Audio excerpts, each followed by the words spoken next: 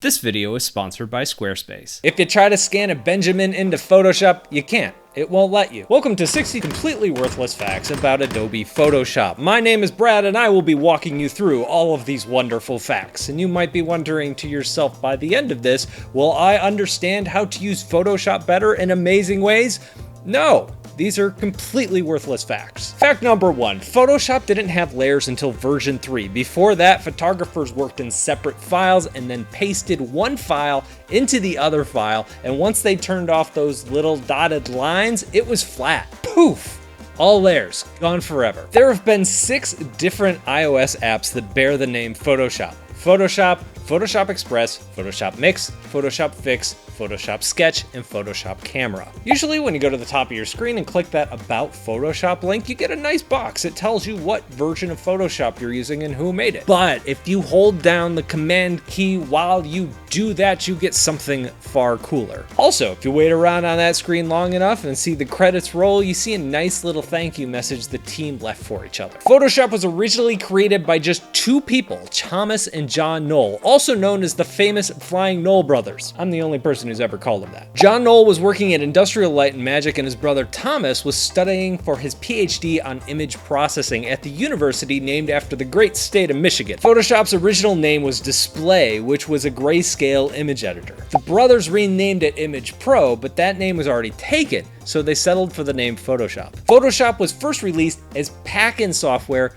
for a scanner company. Barney Scan, that was the name, no relation to the big purple dinosaur. The brothers were working against time because there were other teams creating their own graphic tools that did pretty much the same thing Photoshop did. Several were made, very few were nearly as good. Photoshop co-creator John Knoll decided to stay at Industrial Light and Magic and has gone on to have a pretty epic career and was the visual effects supervisor for the Star Wars prequels. Which means between Photoshop and Jar Jar Binks, John Knoll is responsible for 92% of the crying I have done in my adult life. The other 8% was accidentally launching Adobe Bridge. Why is it located so close to the save button? I've forgiven John Knoll because he also pitched the story for Rogue One, hands down the best Star Wars movie ever made. Don't at me. If you try to scan a Benjamin into Photoshop, you can't. It won't let you. It's like bumping into your dad at a liquor store. Can't do that here, son. Have you ever used the banana tool in Photoshop?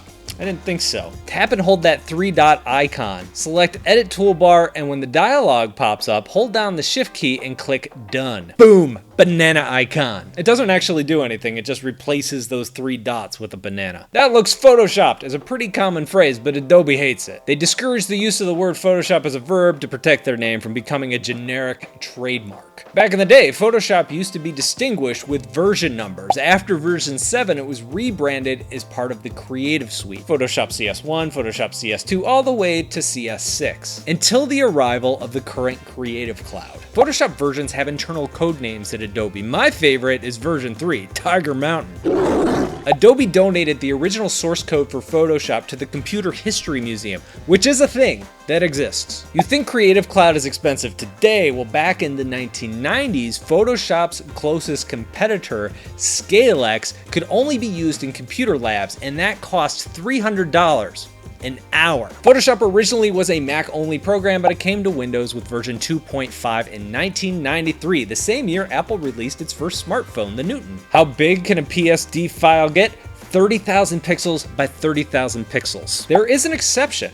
You can make a PSB file, which stands for Photoshop Big. That file can get up to 300,000 pixels by 300,000 pixels. Try that out next time you want your computer to crash. Adobe Illustrator, Adobe Premiere Pro, and Adobe After Effects can all open PSD files. In fact, many art programs not made by Adobe can open PSD files as well. It's become sort of an industry standard. In interface preferences, hold the Shift and Option keys at the same time and turn the color theme colors into toast icons. Insert jam joke here.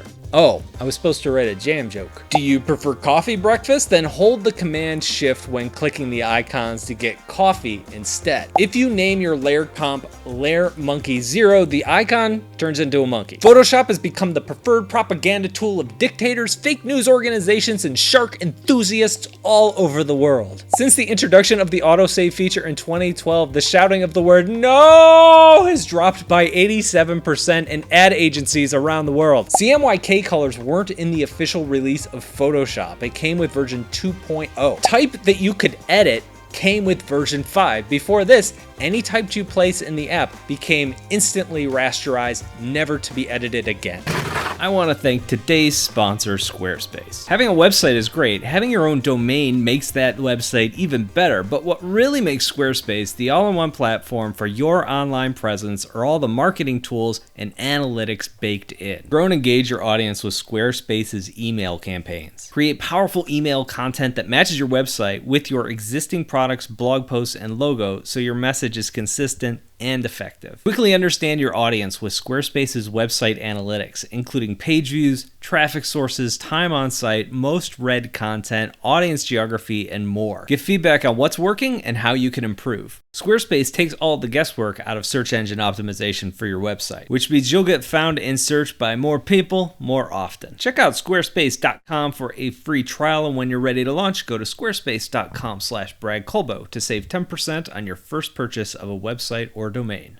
With that new editable type feature, it had a side effect. It made Photoshop one of the most popular pieces of software to design websites in 1998. Save for the Web came with version Photoshop 5.5 a year later in 1999. Compressing down your image sizes was crucial in the dial-up modem days. Version 5 also saw the additional multiple undos. Before that, you got one. That was it. It's all we needed. We never made mistakes. Spell check came with version 7.0 and made my career far more sustainable. One of the early versions of Photoshop looked like this in 1988, version 0.63. Yes, this is full screen. That resolution was what Macs were back then. To put this into context, your watch probably has more pixels. Let's look at some of the Photoshop logos over the years. Photoshop 1, Photoshop 2, Photoshop 3, Photoshop 4, Photoshop 5, Photoshop 6, Photoshop 7, CS1, CS2, CS3, CS4, CS5, CS6. I can't keep track of the Creative Clouds, I'm sorry. Photoshop 2.5 had a deluxe edition. What made it deluxe? It shipped on CD-ROMs instead of those cute little floppy disks. The original Photoshop required 2 megabytes of RAM on your computer to run it. Megabytes. Megabytes. I like saying that. The big addition to Photoshop 2.0 was paths, the ability to cut out an image and save that path so you could use it later. There's a Photoshop Hall of Fame that currently has 34 members. I asked how I could be nominated for this prestigious award, and I was told that you all could write down the nomination for my name in a plain text file and drag it to the cylindrical icon on your dock. This sounds fishy to me, but I've been assured by the Hall of Fame committee that this is my best shot. In 2001, Adobe released Photoshop Elements, which has been confusing old people in forums ever since. They just want to do all that cool stuff, you know? And yes, I'm on those forums. I am old now. With CS1, all of Adobe's apps have had the same release date instead of staggering those releases on an app-by-app basis. There were different flavors of Creative Suite where you could get the print design bundle, the web design bundle, the media production bundle. Photoshop was so cool, it was included in each and every one of those bundles. You can resize your layer palette and save room, or keep them big and waste all that precious real estate. Totally not judging. Whew, I think that is all the useless facts we have time for today. This was a different kind of video for me. What do you guys think? I'm sure you're gonna let me know down below in the comments. Thank you for watching, and I'll talk to you in a couple of days.